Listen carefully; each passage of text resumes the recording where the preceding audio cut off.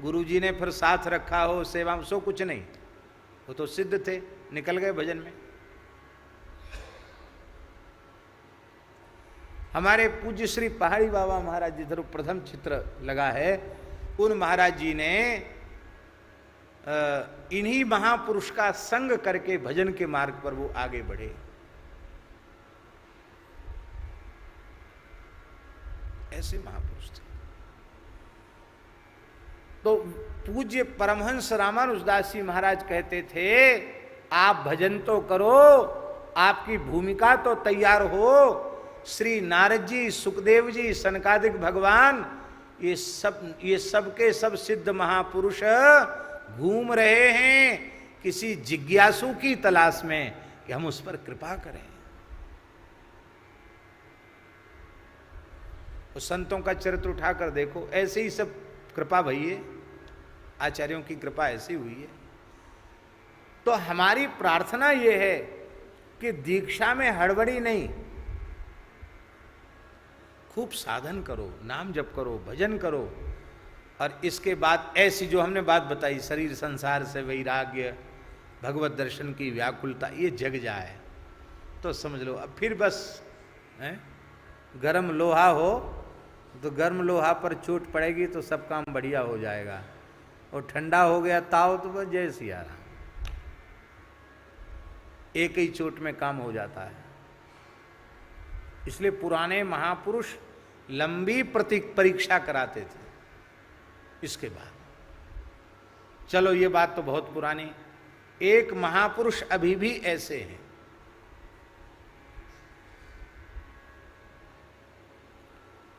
श्री रानी खेत वाले मुनि जी,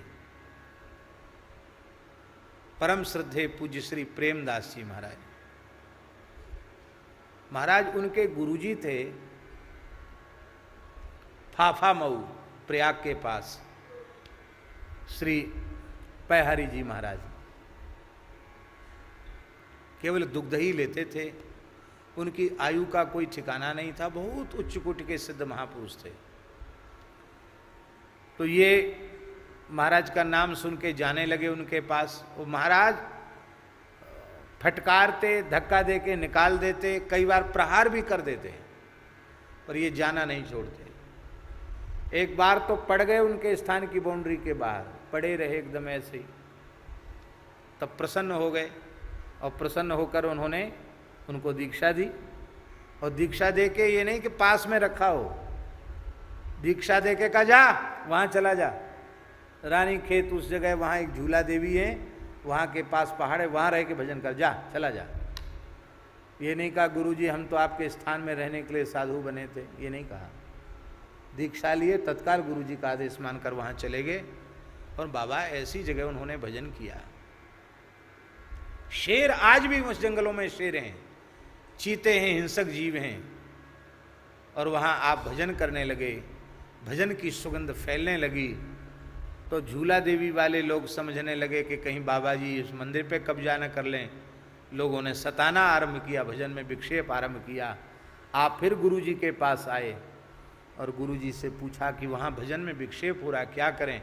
अरे बोले कोई बापोती है एक जगह की, वहाँ से आगे थोड़े बढ़ जाओ और पहाड़ है, वहाँ गुफा है, वहाँ बैठकर भजन करो। आप वहाँ बैठकर भजन करने लगे, भूखे प्यासे, कभी किसी से कुछ मांगते नहीं। वहाँ सेना का क्षेत्र था, आज भी सेना का ही क्षेत्र है, सैनिक क्षेत्र है, और सैनिक क्षेत्र में तो आम जनता घुसती नहीं है, जंगल है। कभी कोई आलू दे गया, छटाक पाव आटा दे गया, तो कभी कुछ खा लिया, नहीं तो ऐसे ही भूखे प्यासे रहकर उन्होंने भजन किया।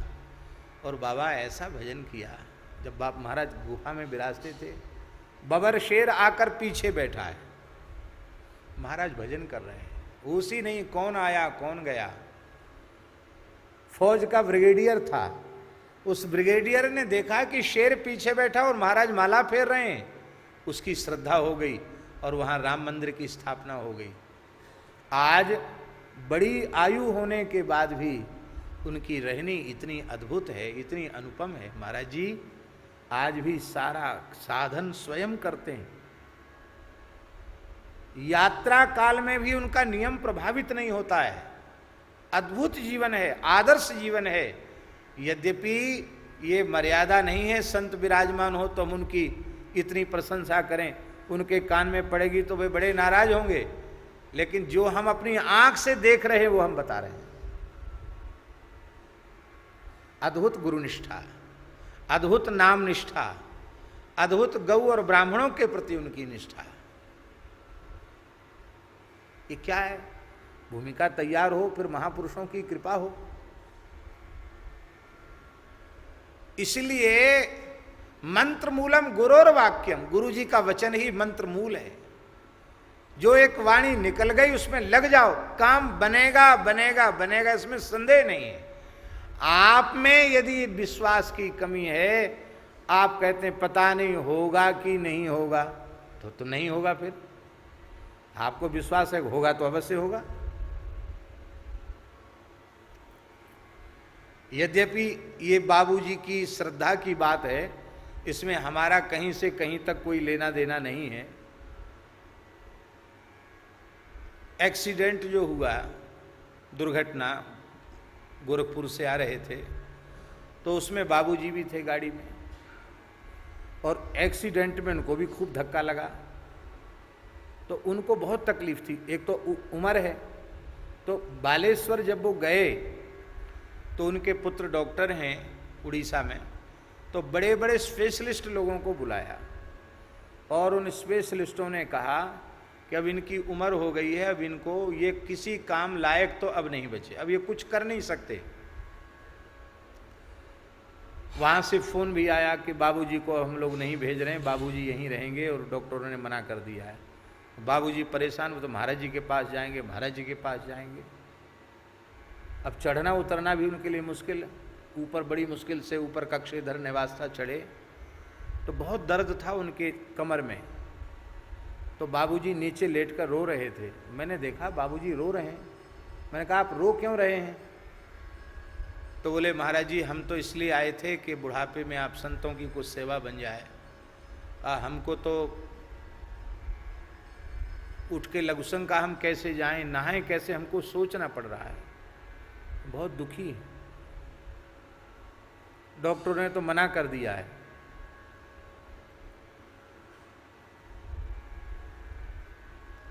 हमसे बोले यदि आप कृपा करें तो शायद आपकी कृपा से हम ठीक हो जाएं।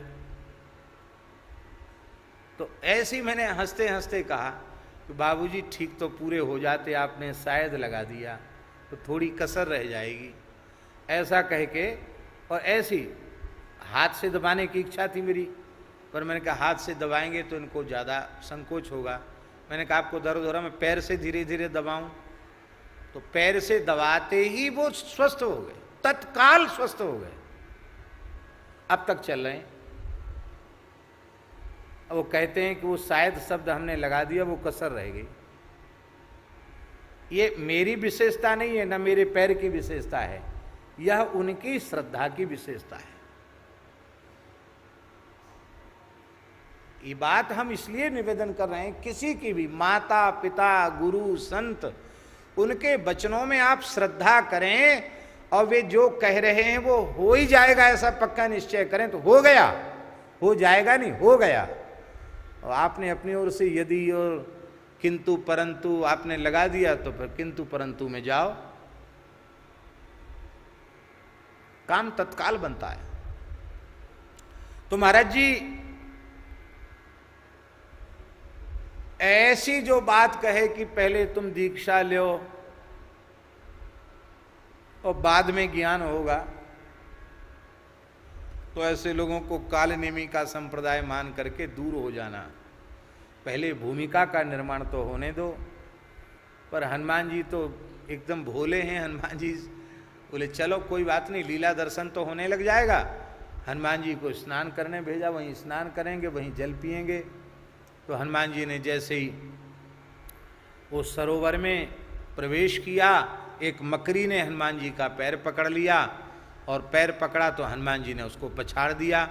मकरी तो मर गई। मकरी माने, मकरी जानते ना, मगर की घरवाली है, मगर होता ना मगर, मगर की घरवाली, वो मकर की घरवाली, वो मर गई, चीर दिया हनुमान जी ने उसको। तो तत्काल अप्सरा के रूप में प्रकट हो गई। बोले एक महर्षि के हिसाब से मैं ग्राहिणी बन गई थी, आपके चरण स्पर्श से मेरा उद्धार हो गया। महाराज चक्कर में मत फंसो, मुनि ना हो यह निश्चर घोरा, ये महात्मा नहीं है, महादुष्ट है ये। हनुमान जी बोले अच्छा किया तुमने चेता दिया, अभी हम पहुंचते हैं उसके पास। हनुमान जी गए, आ गया बच्चा, हाँ सब दीक्षा की तैयारी है, वाह वाह चेला बनेगा ना, हाँ गुरुजी अवश्य मंत्र दूंगा। और बात इतनी सी, आपकी मर्यादा यह है कि पहले आप दीक्षा देते हैं उसके बाद ज्ञान होता है। वो हमारी भी एक निष्ठा है। क्या आपकी निष्ठा है?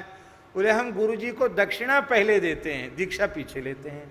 वाह वाह वाह, ऐसा शिष्य तो आज तक नहीं आया जो पहले ही दीक्षा के पहले गुरुजी को दक्षिणा अर्पित करे। वाह धन्य है तुम्हारी निष्ठा, लाओ लाओ दीक्षाणा लाओ, दक्षिणा लाओ। हनुमान जी ने तुरंत पूंछ में लपेटा, भरी लंगूर लपेट पछारा, और काल नेमी का काम तमाम हो गया। काल नेमी को मार दिया है। उघरहि अंत न होई निवाहु, काल नेमि जिमि रावण राहु। कियहु कुवेश साधु सन मानु, जिमि जग जामवंत हनुमानु। लखि सुवेश जग बंचक जेऊ, वेश प्रताप पूजियई तेऊ। उगरहि अंत न होई निवाहु, काल नेमि जिमि रावण राहु। काल नेमि हंता, गोस्वामी जी कहते हैं आप काल नेमि को मारने वाले हैं। इस चरित्र से हमें एक शिक्षा लेनी है, ध्यान से सुने। इस चरित्र से हमें एक शिक्षा लेनी है कि हम साधु महात्मा का भेष बनाकर ढोंग पाखंड करेंगे, दंभ करेंगे, छल कपट करेंगे, तो हमारी दशा भी कभी न कभी ऐसी ही होगी जो काल नेमी की हुई।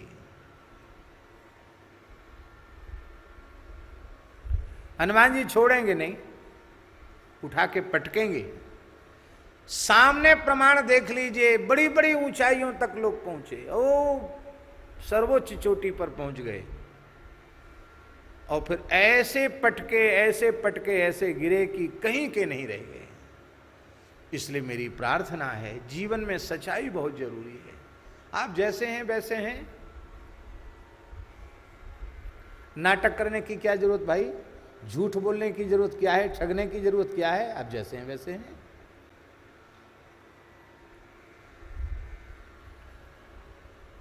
बनने की कोशिश मत करो, जो जैसे हो वैसे हो। बोलो वृंदावन बिहारी लाल की जय।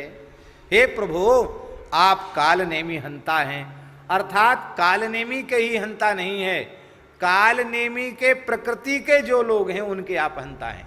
हमारे महाराज जी ने एक बार बात कही थी, पूज्य गुरुदेव भक्तमाली जी ने, महाराज जी ने एक बात कही थी कि हनुमान चालीसा पढ़ने से हनुमान जी रक्षा करेंगे, ऐसा मत सोचना।